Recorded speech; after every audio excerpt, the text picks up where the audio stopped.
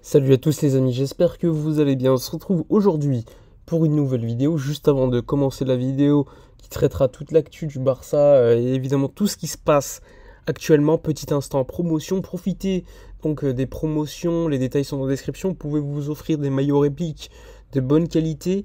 Donc faites-vous plaisir, vous avez la possibilité d'avoir des maillots gratuits, donc c'est pas tous les jours. Donc faites-vous plaisir, tous les détails sont dans la description. Allons-y pour la vidéo de la journée. Alors cette vidéo, elle va traiter, comme je vous l'ai dit, de l'actualité, de ce qui se passe en ce moment en termes de mercato, mais également, évidemment, les répercussions suite à la défaite contre le Real Madrid. Alors vous l'avez entendu, hein, Deco ou encore Xavi avait exprimé en conférence de presse qu'aujourd'hui le Barça ne pouvait pas recruter de joueurs pour le mercato d'hiver. En effet, c'est bien le cas, hein, de toute façon le Barça ne pourra pas recruter à moins qu'il y ait un remplaçant à libéraux et que le Barça évidemment fasse des ventes ou des économies de salaire. Ça on le sait, c'est pas vraiment une surprise, je vous l'avais annoncé depuis le départ. Néanmoins le Barça avance concernant le mercato d'été sur plusieurs joueurs, que ce soit Lucas Bergvall, un joueur suédois qui est pisté par les plus grandes puissances d'Europe. Il faut savoir que le Barça a déjà fait une offre à hauteur de 7 millions d'euros, alors que Francfort a mis 9,5 millions d'euros. T'as l'Inter et t'as United également très intéressés, mais le Barça est en pole position. Il y a un accord avec le joueur. Maintenant, il faut juste que le Barça conclue un deal avec le club suédois, ce qui est un peu plus difficile puisqu'il réclame un peu plus d'argent. Donc là aussi, il va falloir négocier directement avec le club en question. Donc Lucas Bergvall, ça avance plutôt bien, même si la Juve est entrée dernièrement dans la course, le Barça est devant.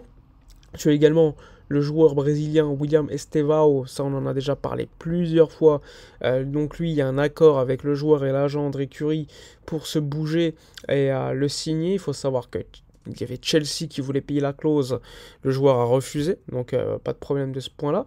Tu as Arsenal qui entre dans la course, qui est très intéressé par le Brésilien, mais sa priorité est le Barça. Donc une arrivée, s'il y en a une, ce serait beaucoup plus pour 2025 lorsqu'il aura 18 ans. Donc le Barça a encore le temps de pouvoir potentiellement l'enregistrer, etc. Donc le Barça n'est pas hors course pour Estevao Willian. Donc à voir ce qui va se dérouler. Mais le Barça veut un deal à la Victor Roque, c'est-à-dire beaucoup de bonus et un fixe beaucoup moins élevé comme on l'avait vu avec Victor Roque. Donc l'objectif, clairement, pour l'été prochain ou lors des prochains mois, il faudra le voir, c'est le joueur brésilien de Palmeiras, Estevao Willian, qui a un profil très proche de Lamine Yamal, qui joue sur le côté droit, etc. Donc à voir comment ça pourrait se décanter. Ensuite, autre joueur que le Barça suit, il s'agit de cette fois Bruno Guimaraes, le joueur de Newcastle, anciennement de l'Olympique lyonnais. Il faut savoir que c'est un joueur qui coûte énormément d'argent. Il a prolongé dernièrement avec une clause libératoire fixée à 115 millions d'euros payable en 3 fois, donc c'est contractuel. Il faut savoir que le joueur intéresse le PSG, mais également le Barça. La priorité du joueur serait de jouer en Liga, donc ça c'est plutôt pas mal pour nous. Néanmoins le prix est très élevé, mais encore une fois la volonté du club est de pouvoir éventuellement le faire via un échange de joueurs plus de l'argent. Pour ça que beaucoup de gens parlent de Rafinha, de Christensen qui pourraient entrer dans l'opération afin d'abaisser le prix de celle-ci. Évidemment, en termes de fair play financier, il faudrait vendre un joueur avant, créer une grosse plus-value comptable, mais ce n'est pas si impossible que cela, même s'il coûte énormément d'argent. Je vous envoie mes vidéos de fair play financier, etc. Il faudrait environ 20 millions d'euros de fair play pour enregistrer Bruno Guimaraes. C'est largement faisable s'il y a une vente effectuée au préalable. Donc ceux qui te disent le Barça c'est trop cher, etc.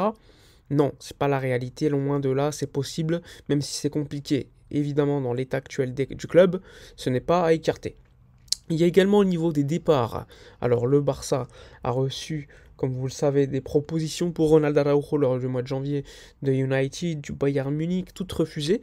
Évidemment, ces clubs-là vont revenir dans la course en été. Il faut savoir que le Bayern propose 100 millions d'euros bonus inclus et United 80 millions d'euros plus bonus.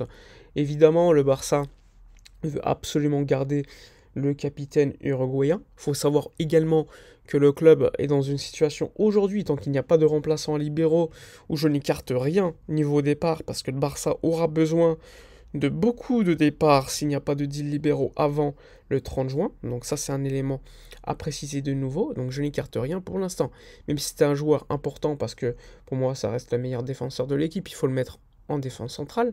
Eh bien, c'est un joueur qui attire la convoitise de pas mal de clubs, qui a beaucoup de valeur, qui a coûté 5 millions d'euros, donc il est largement amorti depuis longtemps, et donc qui crée beaucoup de plus-value comptable. Donc là aussi, c'est un élément à tenir en compte afin de générer du fair play. Donc je n'écarte rien au niveau du club, même si eux veulent le garder en priorité. Ça reste un des joueurs fixes avec Pedri et Gavi que le club ne veut pas du tout vendre. Donc là aussi, c'est un élément à connaître. Voilà pour Araujo. Niveau autre départ, on va attendre, on va patienter. Il y a des news, mais pour l'instant, c'est pas vraiment très concret. Le club, enfin la presse parle évidemment d'un numéro 6 qui pourrait faire l'affaire jusqu'au mois de juin-juillet. Il s'agit de Christensen. Donc à suivre, hein. Christensen qui pourrait jouer numéro 6 selon les médias catalans. Donc puisqu'il manque ce joueur-là en ce moment. Donc à voir ce qui va se dérouler, mais je pense que c'est bien qu'il y ait une réflexion sur un changement par rapport au dispositif actuel, parce qu'on l'a vu, ça ne marche pas, il y a trop d'écart entre les lignes. On l'a vu contre le Real Madrid, on s'est fait humilier dans l'attaque, dans les espaces derrière les centraux, il n'y avait pas de bloc. Donc ça, il faut le bosser, et Xavi, on le sait, il va, à mon avis, grandement partir en été, pas aujourd'hui, donc d'ici là, il faut évidemment se battre pour les titres possible, même si ça semble compliqué, et évidemment que l'équipe se reprenne en main.